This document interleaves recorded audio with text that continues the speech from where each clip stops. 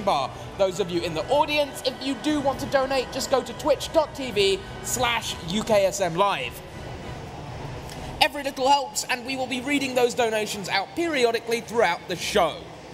We now have Crafted with Octopath Traveler, a game that personally I love. It looks beautiful. It's a great game. So yeah, please introduce yourself, and whenever you're ready, just give us a countdown so that we can accurately keep track of your time. Okay, so this is Octopath Traveler, and I'm going to be doing Hannet's single story. So there's like 8 characters in this game. You can choose which one you start with, and there's a category for starting with each of them because you get the credits after you beat their story. So I'll give a countdown then.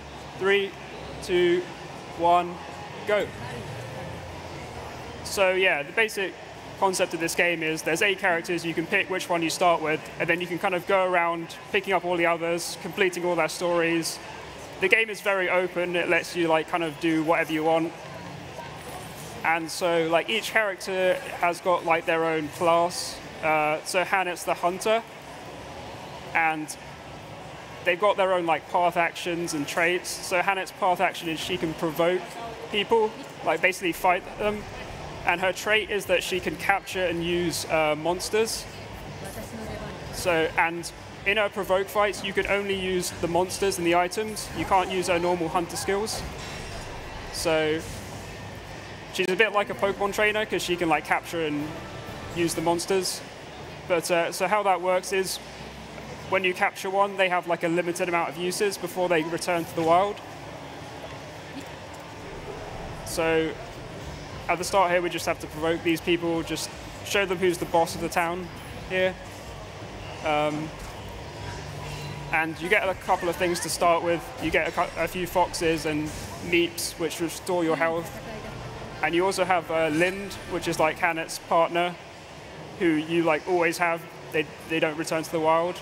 And so the combat system in this game is basically like the enemies have got like a number on a shield that you'll see, and you reduce the number by hitting them with attacks that they're weak to.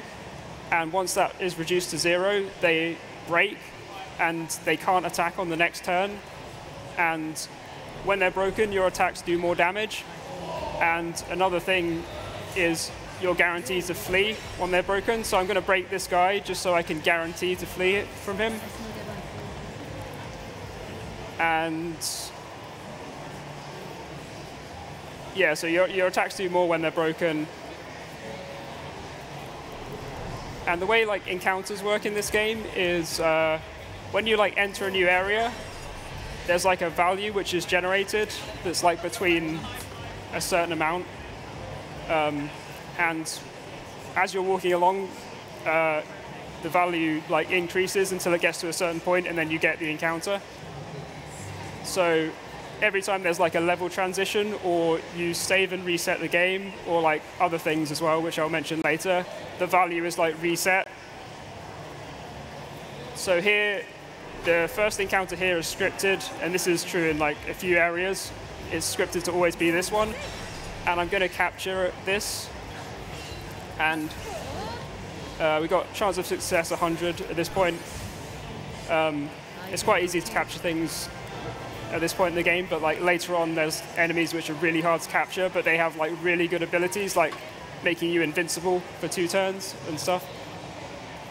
So now we've got the first boss, and it's Chapter 1 boss, and I'm going to use the foxes that I started with and captured to kind of break down its shield.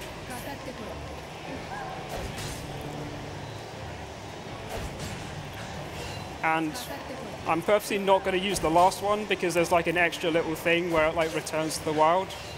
So I'm going to heal here.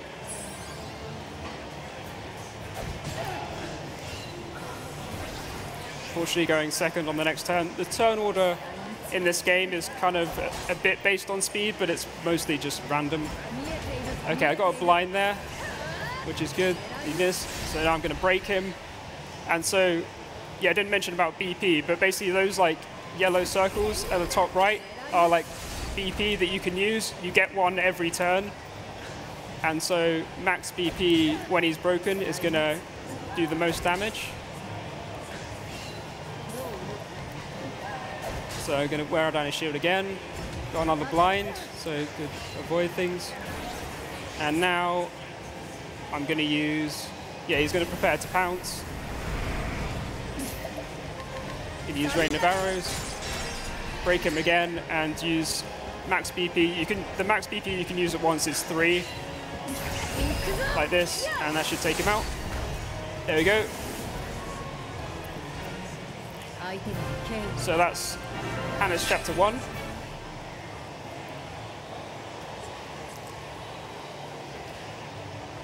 And the story with Hannah is basically her master is lost and she needs to find him, basically.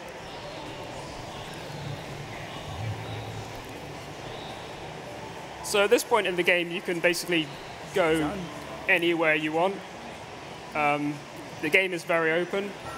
But if you go to like higher level areas, you're probably going to get destroyed by the encounters. So the first thing you want to do in like any speedrun is pick up evasive maneuvers, which is a scholar class support skill. And there's 2 ways of doing that.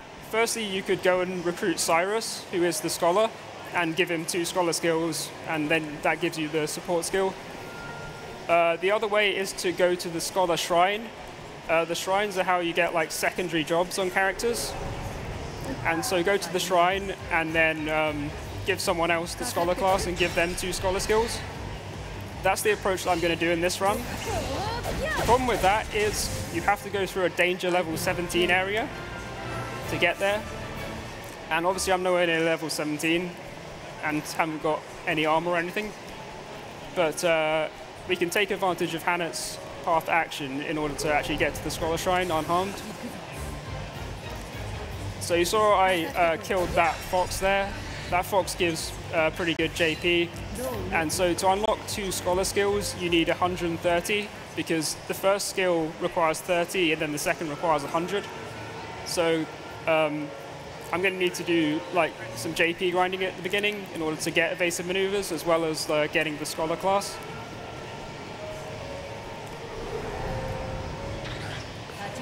A double encounter, can't really break that, so you just have to hope to flee. Nice, got away. Those marmots can be pretty annoying if you don't flee.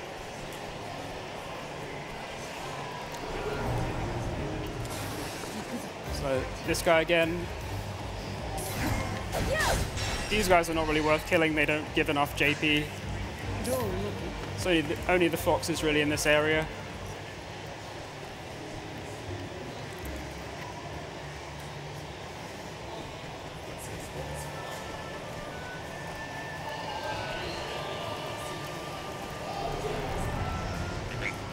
Frog, okay, I'll kill that as well.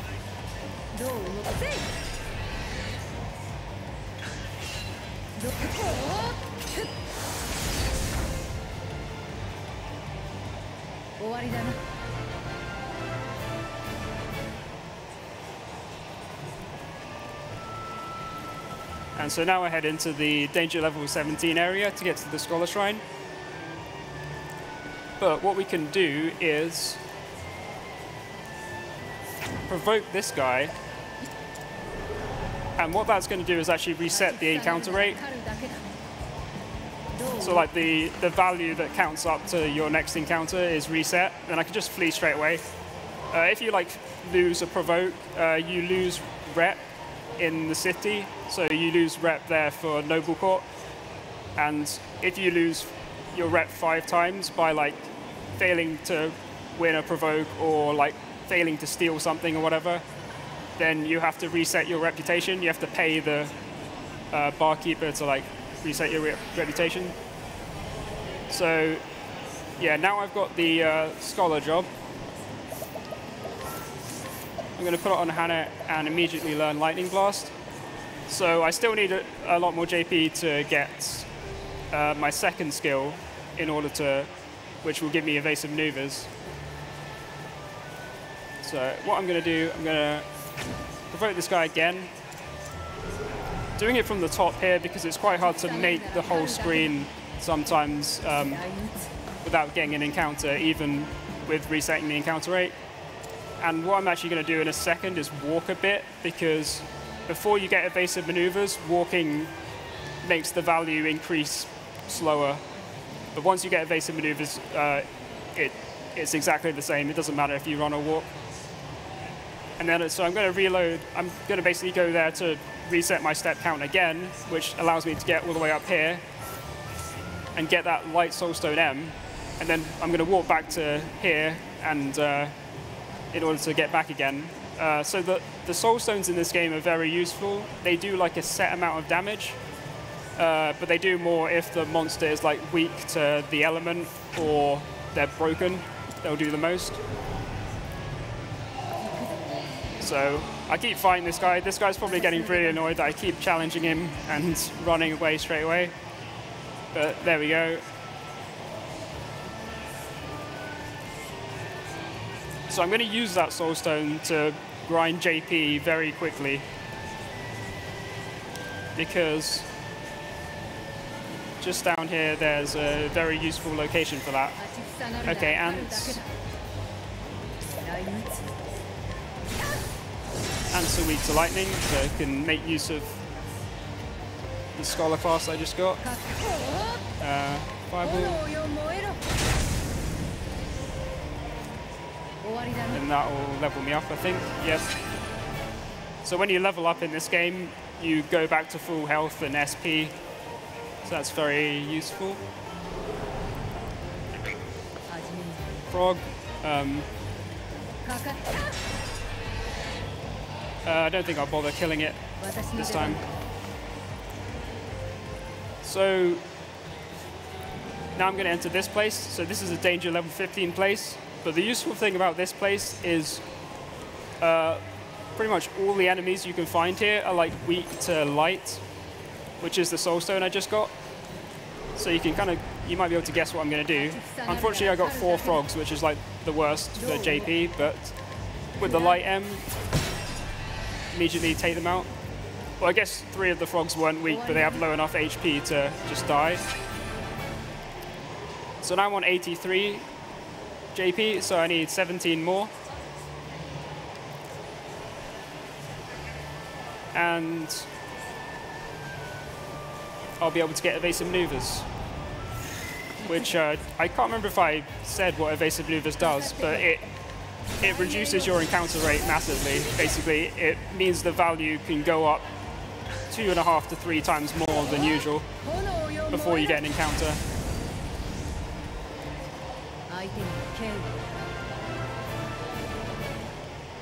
95. I'm just gonna restore SP in case I get ants again. So I just need 5 more JP.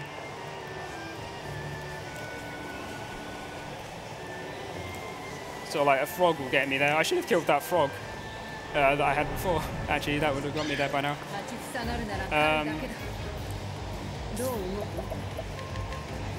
Does this give 4 or 5? I can't remember.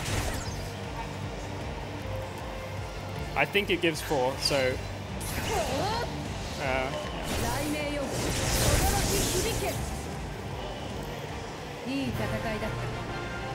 Oh no, it gives 5. Okay, cool.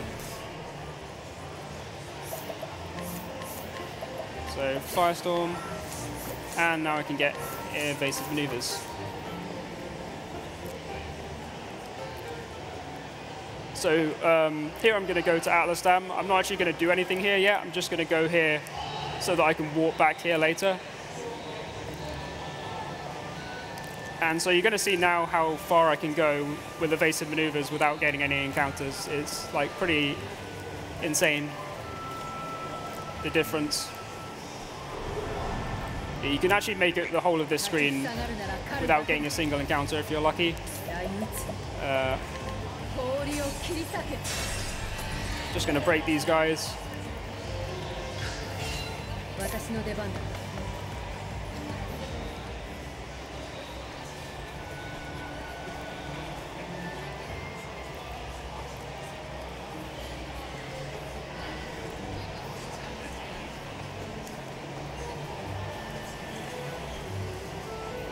And we'll head down to Ripple Tide.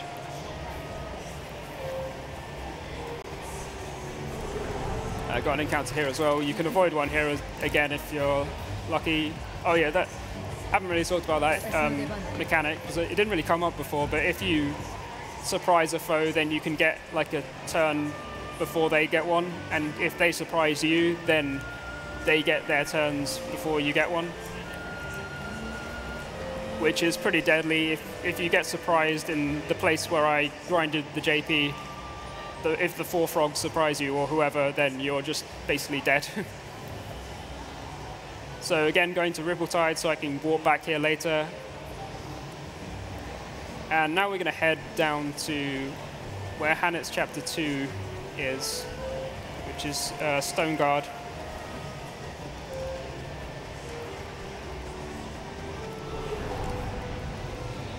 And this screen is another one where like you can technically get through without an encounter, but this one's actually really hard to get through without this. You almost always get one here.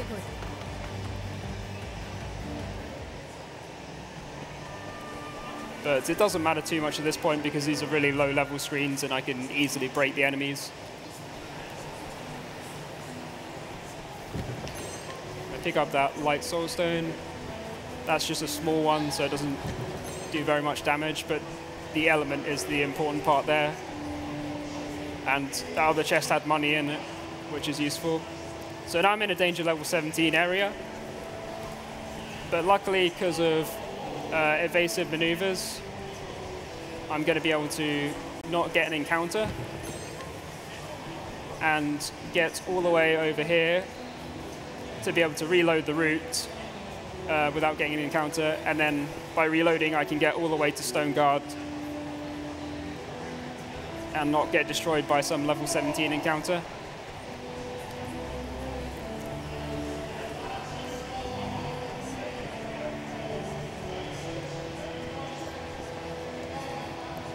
There we are. So this is Hannett's Chapter 2 town. So we'll start Chapter 2, but then we're just going to immediately go because we are not prepared for Chapter 2 yet. We need a lot more stuff. So like you can do the whole game, like or the whole of one character story with just them, but it's really hard and a lot slower than picking up other characters. So I will be picking up other characters in this run. It's not going to be just Hannett. But it's quite an interesting challenge, actually, a solo run. And I think on PC there's actually like an achievement for completing one.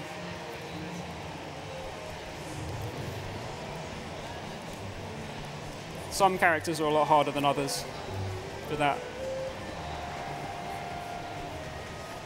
So here, to get through this screen, I'm going to save and reload at this save point, and that's going to reset the encounter rate.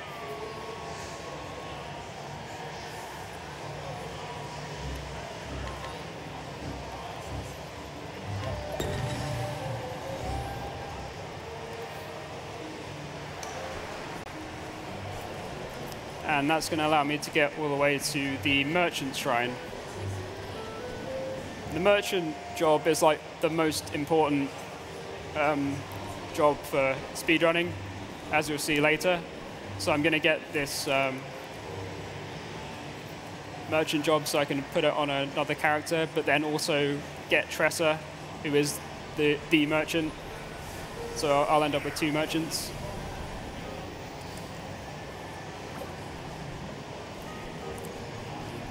Like every single story run uses Tressa, and almost all of them will use another merchant as well.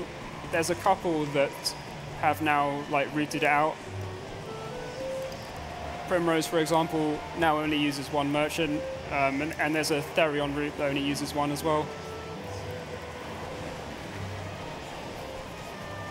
But in this run, we're going to get it because it's very useful to have 2, and it's also useful in this run to go up here and get some stuff. Here, I'm going to do another provoke to reset the encounter rate.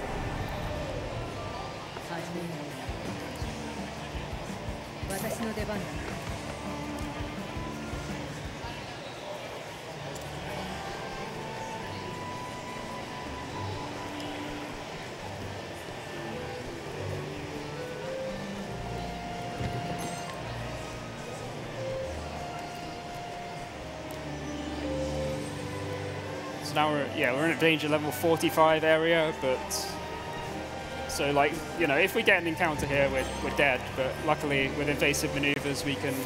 Oh, whoops. We can get through, and with Hannet's ability to provoke, it makes these screens a lot easier. Because I could technically do this part like without provoking this guy, and like you have to do it with other characters that don't have provoke, but it just means I'm like more likely to get an encounter. Like I'm pretty much, the chance of getting one is like 0 with the provoke. And then I'm going to do another save and reset here. Again, reset the encounter rate.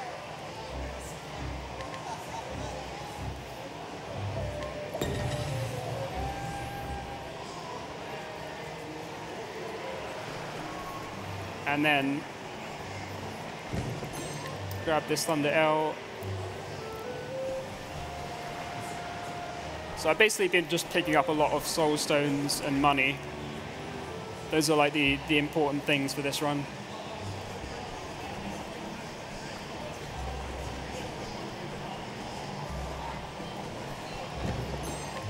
Another soul stone.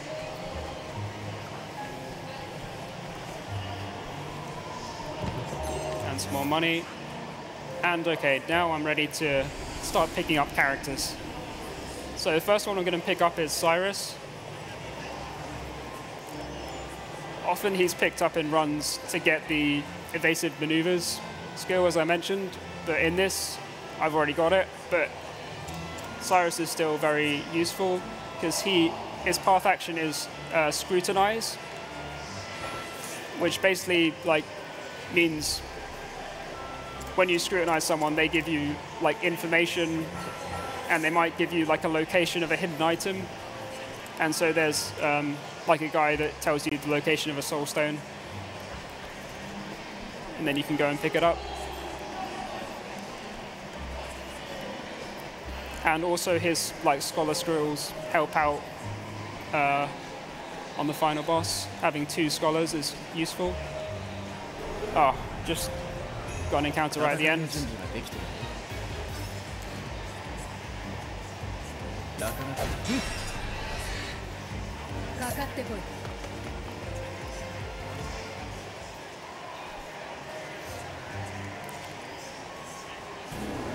And Cyrus's talent actually wastes like a bit of time in this run, because like as you see that study foe thing, every time you start a battle, he like reveals the weakness of one foe, which wastes a few seconds.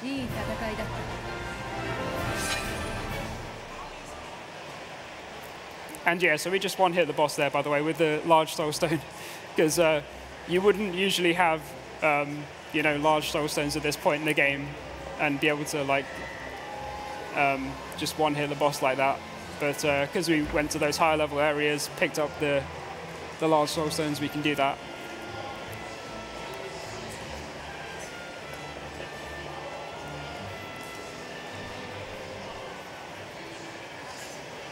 So now we just finished Cyrus's chapter 1.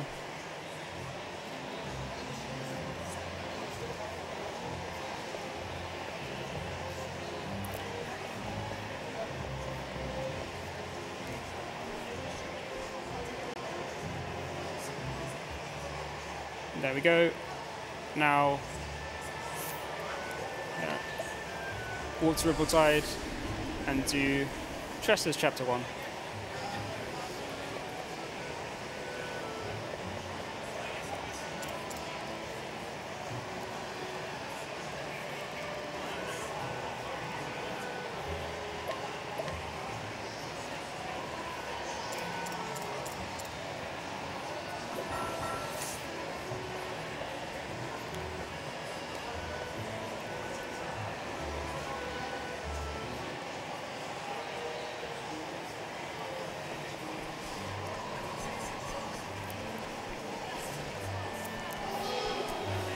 And this screen is like guaranteed to get an encounter. I'm pretty sure it's impossible to not get an encounter on this screen because it's so long. I've gotten quite close, but never made it. That's a pretty bad encounter. I'm just going to try and run this. a bit annoying to break that. I got the flea, so that's cool.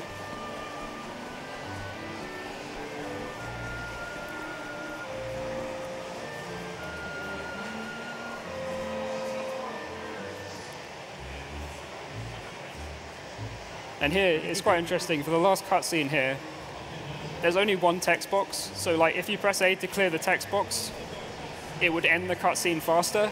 But then, for whatever reason, it takes longer for you to start moving. So it's still faster to just hold B to clear the cutscene there. Which is not true all the time. There's a couple of things, not in this run, but in others where it's faster to actually press A rather than hold B, but for that one it's faster to hold B.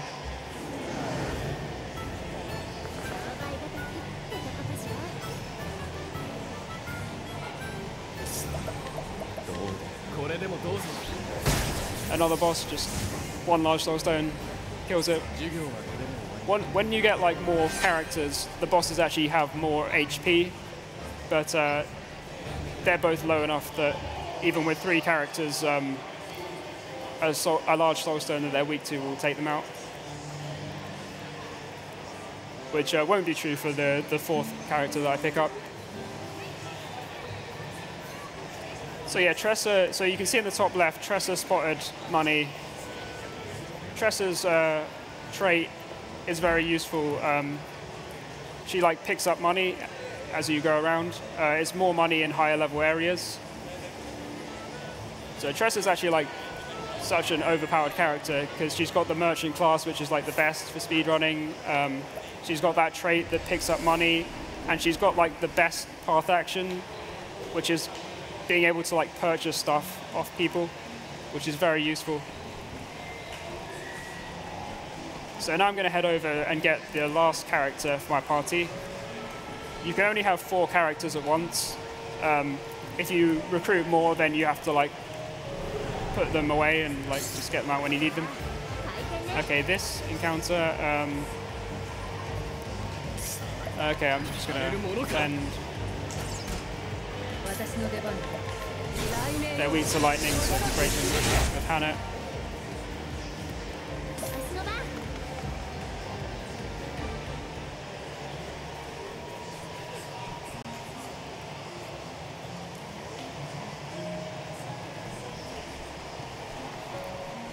Oh, got a bit stuck there. I got a bit stuck again.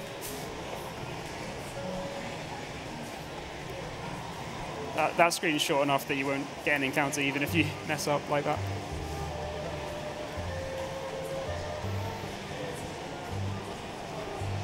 Is this a good time for a donation by any chance? Yep.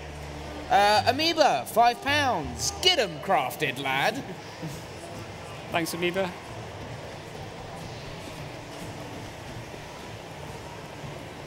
So now I'm going to get the last character for my party, Therion. And so Therion is the thief. Not actually going to be doing any stealing in this run though, but Therion's useful for his ability to open the purple chests, which often have like very nice items in. You can't open them unless you have Therion in your party.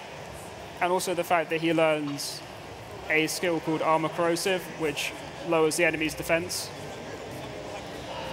So here's like the only exception to where like going across like a screen transition resets the encounter rate. It doesn't in like mansions. Whoops. And it might be because it's the same danger level, the same encounters and stuff in the next room, so it just doesn't reset. But what you can do is just use the autosave and do a actual save and quit, and then that will reset the encounter rate.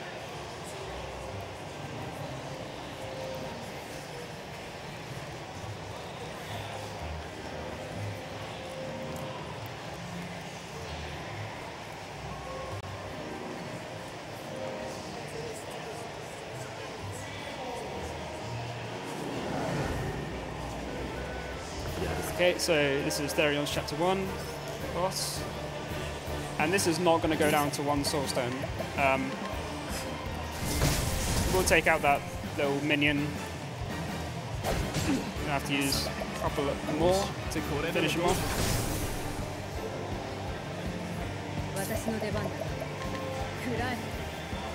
There we go.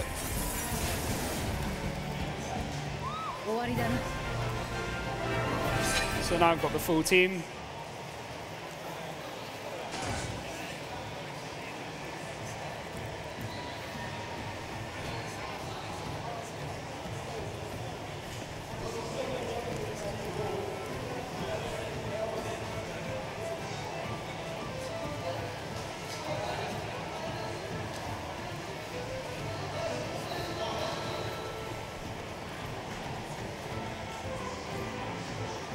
And so now I'm going to head up to where Hanet's Chapter 3 town is, because it's very convenient to go there after doing Therion. And I'm going to teach some skills. So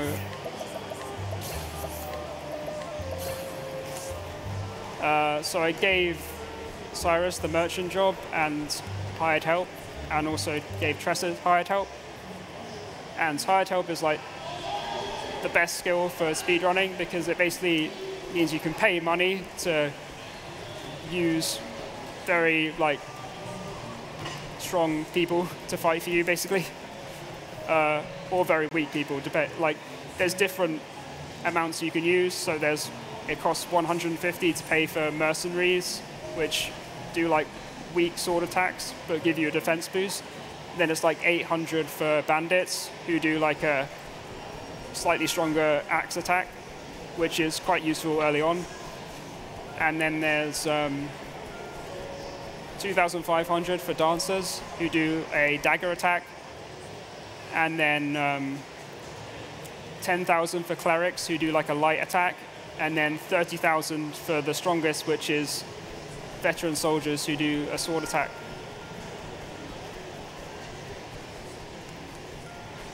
All right, so this is Hanet's Chapter 3 town.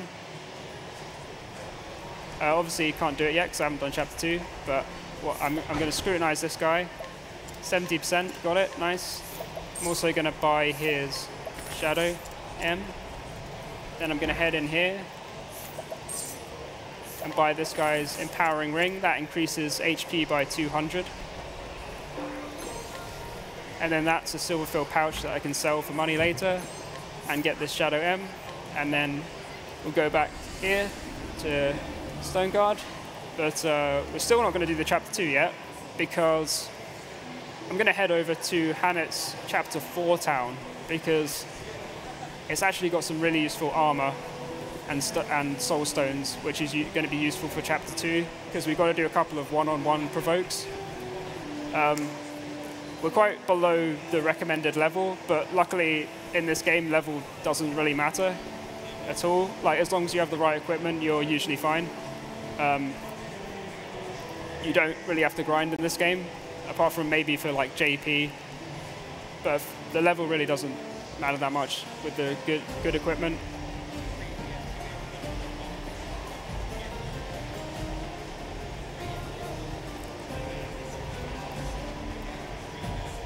So I could get an encounter here, which would be bad. Oh, that's unlucky. Yeah, I'm not going to be able to break that, so I'm just going to have to... Probably going to die. Unless, like, somehow escape. No, going to have to just die.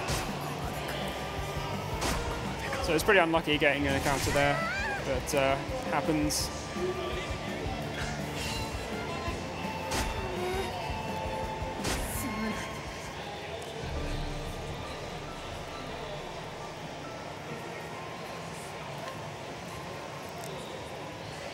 Attention please. Please note that the exhibition will be closing in 4 minutes time. So here. Thank you. So I try again.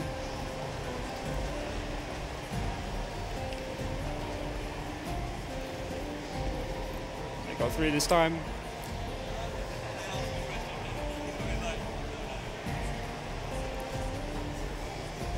Okay, there's a purple chest. You can only open them with Therion, like I said.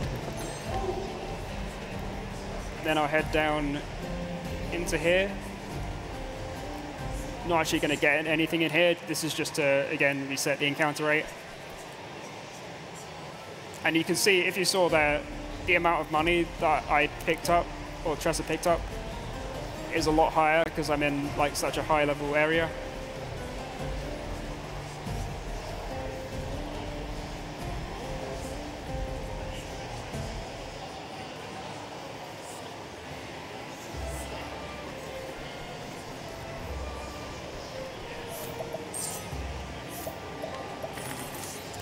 So I'm going to get a plate shield, then head in here.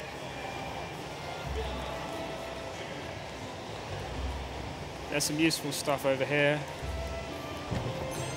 25,000 armor and enchanted circlet. And then I'm going to scrutinize this guy. This is 50%. Oh, got it first try. Nice.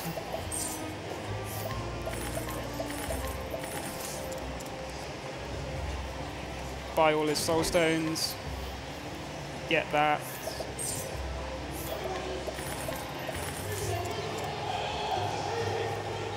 And I'm going to optimize equipment on Hanet and also equip the powering ring, increasing the HP by 200.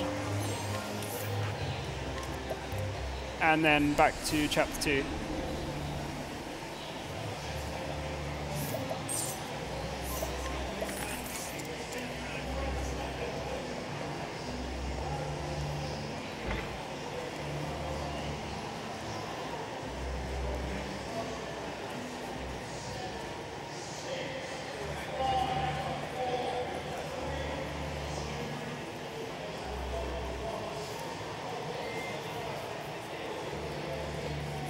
You've got to do another provoke here to get past this guy.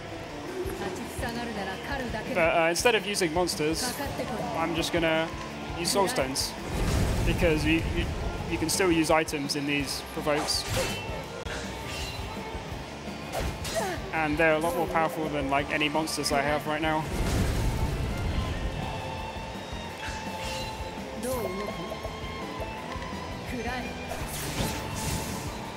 There you go.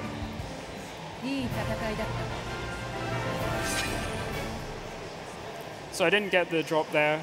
If you get the drop for the sword, you can skip scrutinize later.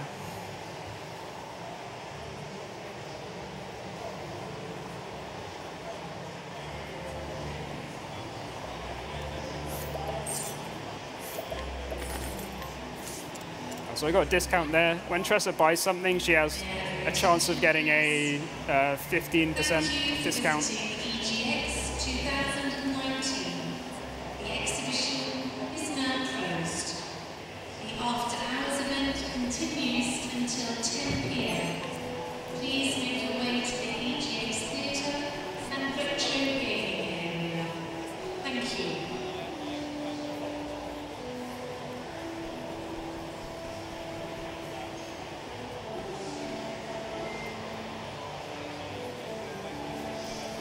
Now we've got to provoke a tree.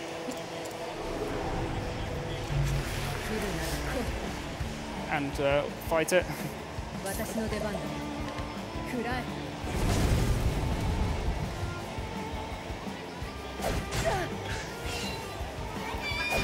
Unfortunate turn order.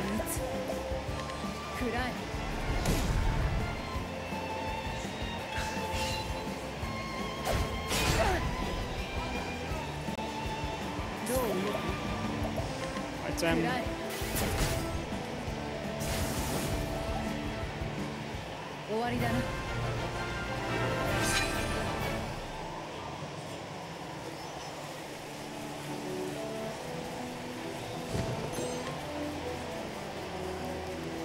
Now we can head over here to the forest to get to the chapter 2 boss.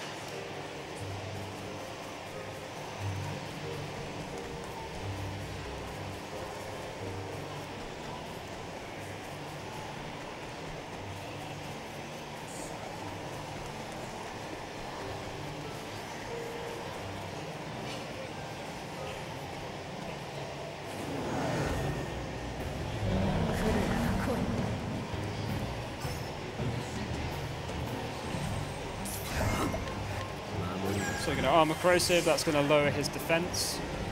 And firestorm.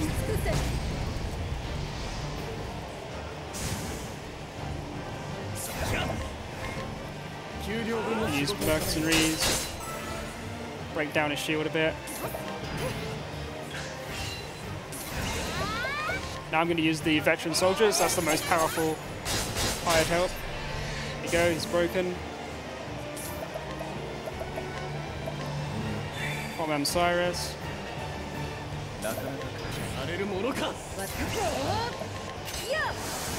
True Strike.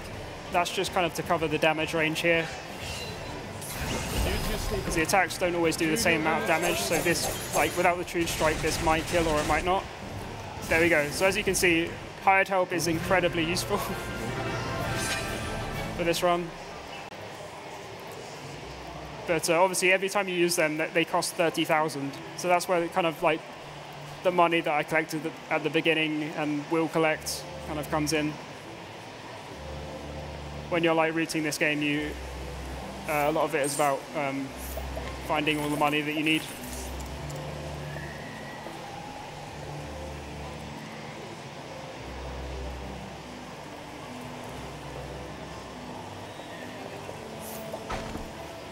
Scrutinize this guy. Oh, I'm getting really good luck with these scrutinizers, getting them all like first try.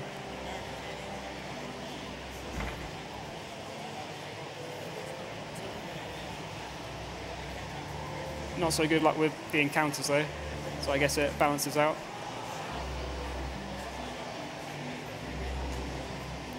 The exhibition is now closed. Thank you for visiting EGX. The exhibition is now closed. The after-hours event takes place until 10 PM.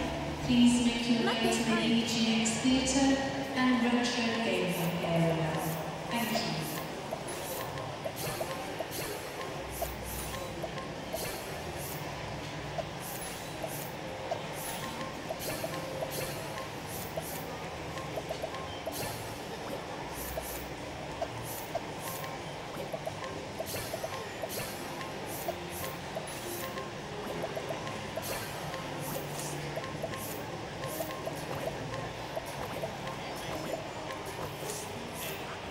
So there I taught a few skills and I gave everyone the endless items support skill. And what that does is every time you use an item, there's a 25% chance that it doesn't get used up. And I'm actually going to save because the next fight is pretty annoying sometimes. It's a provoke, and if you get a bad turn order and then a bit unlucky, you can die to it. Yeah, so I equipped that on everyone, so whenever anyone uses like a soul stone or something, there's going to be a chance that it's not used up. And I'd really like to save like 2 large soul stones, if possible. So I scrutinized that guy for provoke like a pro, which means that I'll always surprise this guy, and so I'll be able to get a free turn on him. You can tell when the endless items triggers because there's like a flash when you use an item, so it hasn't happened yet. Hopefully it happens on the large soul stone I'm about to use. Yeah, that's an unfortunate turn order. Okay. Oh, okay. Well, that's very okay. Oh, see, there, I got the endless item from there. So what happened there was I got the bad turn order, I got the panic slash, and the confusion. But luckily, I hit myself out of confusion and went first on the next turn, so I still won. So that's pretty crazy what happened there. It was very likely for me to die, like after getting confused. But yeah, now I'm going to unequip Hanet now. There's no more provoke, so I don't need anything. And then I'm just going to use all that armor and stuff just to get money.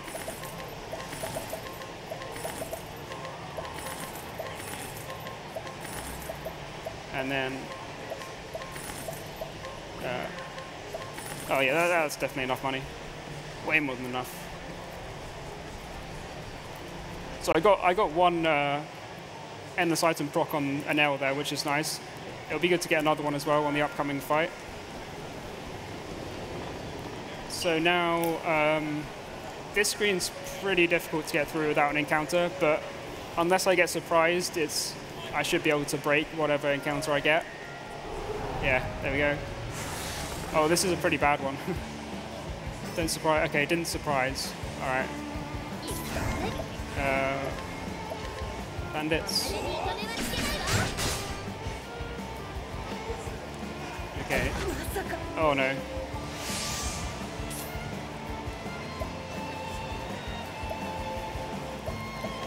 Okay, I'm just gonna go first or something. Oh, nice. Okay. So bandits to break that bear, and then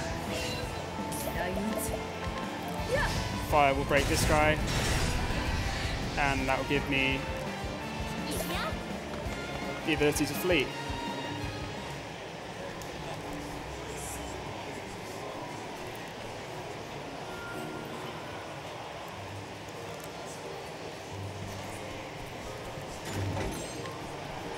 Alright, get that money and then reload to be able to make it all the way to the boss. Also, if I don't reload there and then get an encounter and die, I would go all the way back to like before the last screen. Thank you for visiting EGX 2019.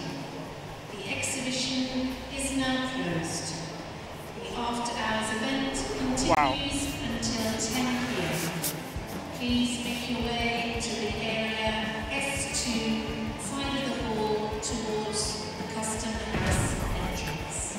Thank you. So, getting an encounter here, I never used to get it, but in my like last week or so of like practicing for this, I keep getting it, and I never used to. But and actually, like in the current record, I died to it as well. Like that was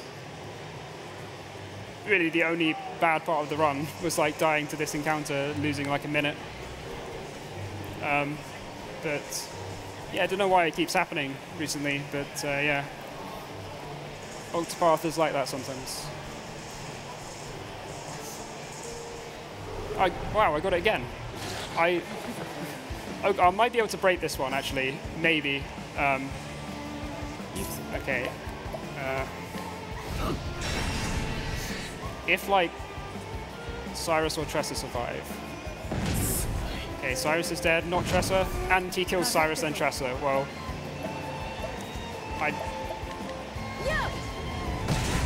yeah, they're not weak to fire. If he had just killed like one of them and not the other, I could have actually broken it. But dead again. Okay, this time, just don't give me any encounter. When I was running this before, I don't remember at all having any problems like getting through the screen. But yeah.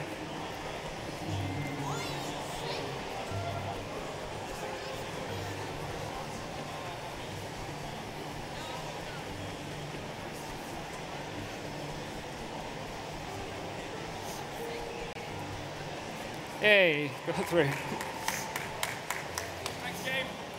Alright, now we fight a dragon, which is actually the easiest boss in this whole run. You cannot die as long as you do the correct strat. There's 0% chance of death.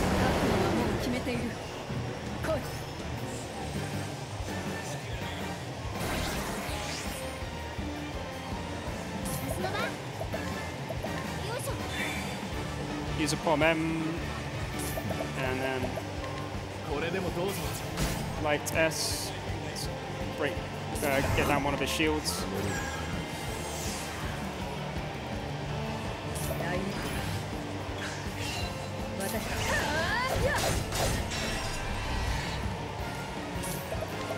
Soulstone, no ends item, unfortunate.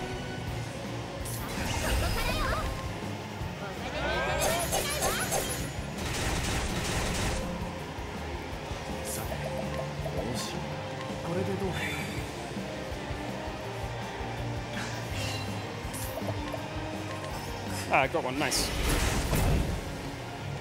So that's 2 drops. That's very good. Getting 2. So yeah, that's That's another thing a merchant can do there, is collect money off enemy, which is very useful for the later bosses because they give a decent amount. And there we go. That's chapter 3. One more to go.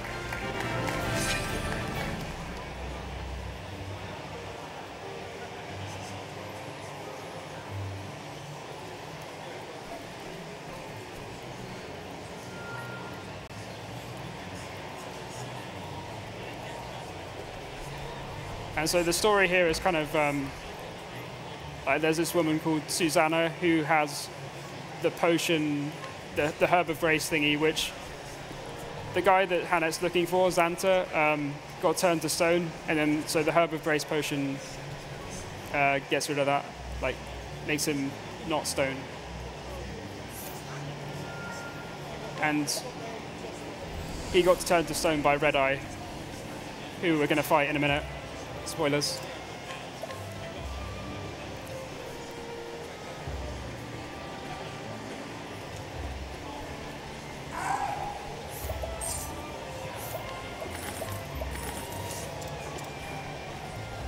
That guy's got useful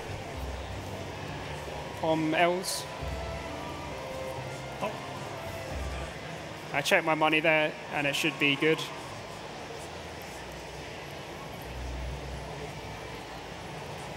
Even with, because I had to use the extra bandits on the bear, but because of having extra before, it's still all right.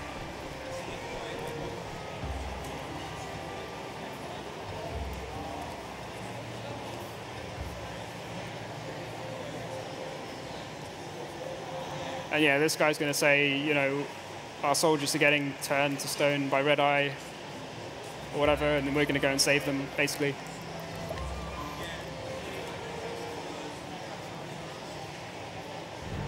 Something like that. I don't remember the exact story. Played it like a year ago. Alright, so I don't need to go out and get the soul stone here, but I am going to save, because if I get an encounter on this screen and die, it's not very likely, but if I do, then I'll go all the way back before Dragon. So I take the save there just in case.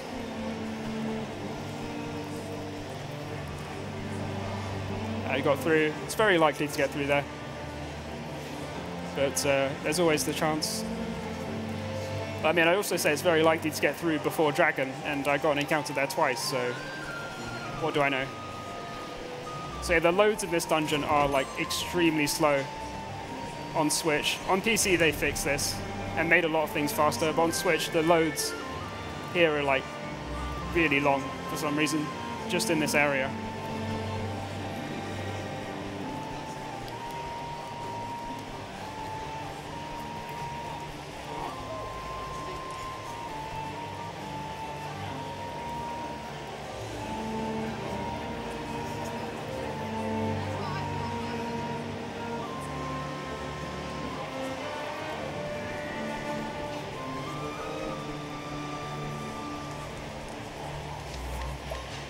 Going to do another save and quit to reset the encounter rate. And I can check my money there, and it's definitely good.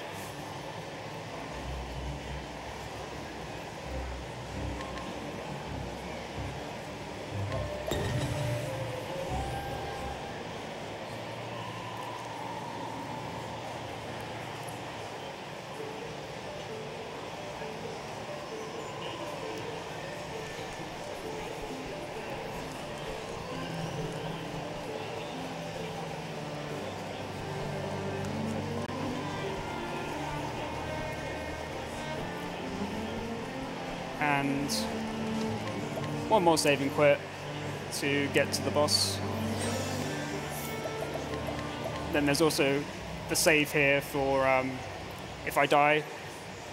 So it's pretty likely, I'd say, to win, but there's always the chance of dying, and you'll know on the first turn whether you won the fight or not, basically, from like how the turn order looks and how he attacks.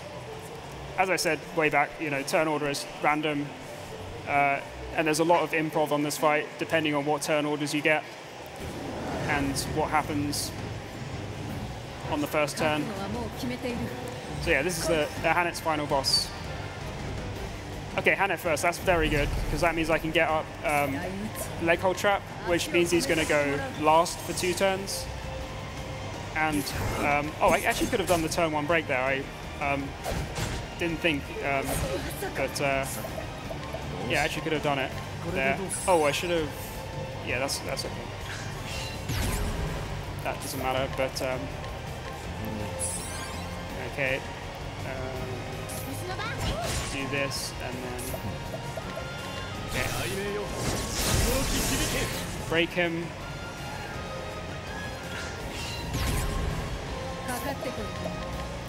Sets up another leg hold.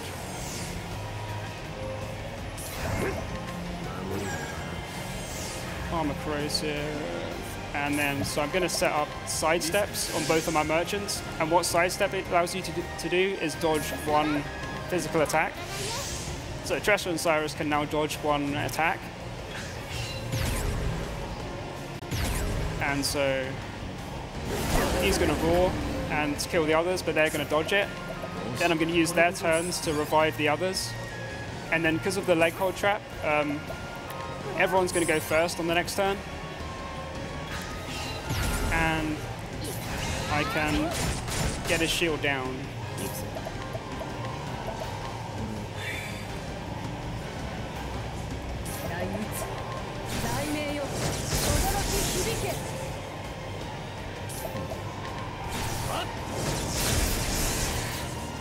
There we go.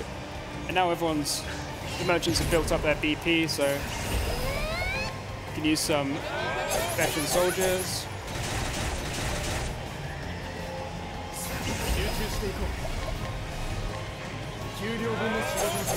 And so what I need to do on this turn is get him under 50% health. So 2 veteran soldiers and L-stone there. 2 L-stones. That's going to get him under 50%, and then he's going to like increase his actions to 3 per turn. And on the turn that he does that, he doesn't actually attack. He's just going to get angry.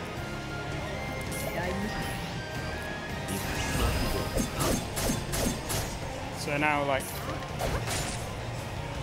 break down his shield again. There we go, and then didn't need to do 4 there, but whatever. Oh, whoops. Collect 30,000. That gives me another vets usage. Veteran soldiers, that is.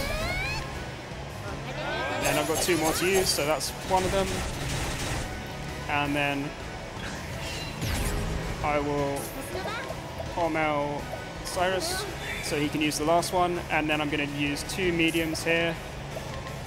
You can only need 1, but it's like a range, so I'll use 2 just to, you know, make sure he dies to the last vets.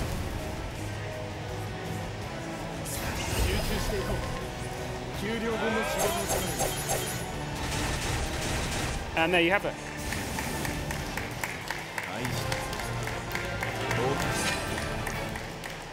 So that's Octopath Traveler, that's Hanet's story. This is a very fun game. I definitely recommend it if you like, you know, kind of classic JRPGs. Time, by the way. And yeah, very fun game. It's very interesting to speedrun as well, because the game is so open, there's so many options, and the longer categories as well are very interesting. Yeah, what was my time? 58:23. Okay. Under 1 hour, that's nice. Not too bad, well, considering the deaths. Have you got any shout-outs you want to give, or? Shout-outs to Octopath speedrunning community, I guess. Everyone who's like worked on the runs and stuff. Yeah, that's it. Well, that was Crafted with Octopath Traveler. Next up, we're going to have Super Metroid by Dingus. So be sure to stick around for that. If you do want to check out the rest of our schedule, well, wait, no, the schedule doesn't matter anymore. No, schedule is don't listen to that bit. But yeah, we are doing this.